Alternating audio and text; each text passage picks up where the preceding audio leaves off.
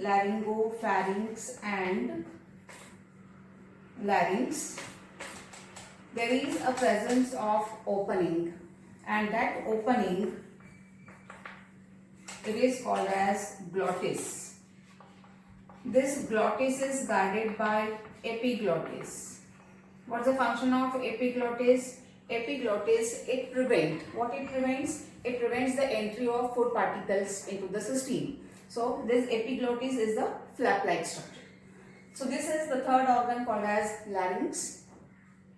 Larynx opens into the trachea. Trachea becomes the next part. Okay. So we are going to study with next part of the system, which is called as trachea. In larynx, we can imagine the parts in the system, in the body. And from trachea, as you know, lower respiratory tract starts, and this lower respiratory tract cannot be visible. So we can study from trachea diagrammatically. This trachea, it starts from larynx. So remember that this trachea is a tube-like structure. Here in the throat region, there is a presence of esophagus, which is a digestive tract, and there is one more tube is present, which is called as trachea here. So this trachea is present in front of the esophagus. Remember that this trachea, it is near about 10 to 12 centimeter in length. So this tube-like structure, which is called as trachea, we can consider that its outer wall, this outer wall is made up of smooth muscle fibers, and internally it is supported by some special type of tissue. But remember that this outer wall, which is made up of smooth muscle fiber, it is supported by this C-shaped cartilaginous structure. This type of incomplete ring of cartilage, which looks like letter C, it supports the trachea. Why it is supported by this C-shaped cartilage? Otherwise it will be get collapsed. So C-shaped cartilage, it provides support.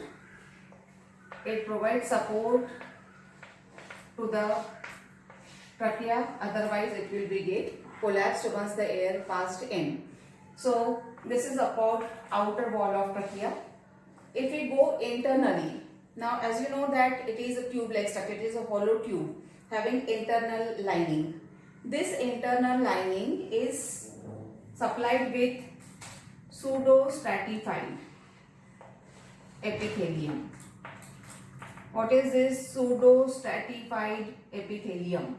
Pseudo for false and stratified means consist of many layers of the cells. So pseudostratified epithelium as well as your mucus secreting cells also present. These mucus secreting cells, what happens when the germ particles or the dust particles enters into the trachea?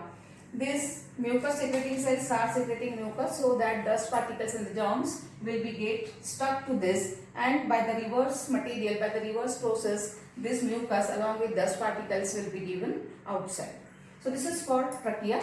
Later on, this trachea, it bifurcates. It bifurcates to form two branches. These branches of trachea, these are called as bronchi. These bronchi are also supplied with C-shaped cartilage, and this bronchi, they enters into the lungs. These lungs are the spongy organs. Two lungs are present, right and left. These lungs, before starting with the lungs, before starting with the details of lung, we will see bronchi. This bronchi, it bifurcates to form primary bronchioles.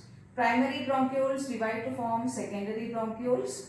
It divides to form tertiary bronchioles, and tertiary bronchiole leads to the formation of alveolar duct. These alveolar ducts, it leads into the lobulated structure.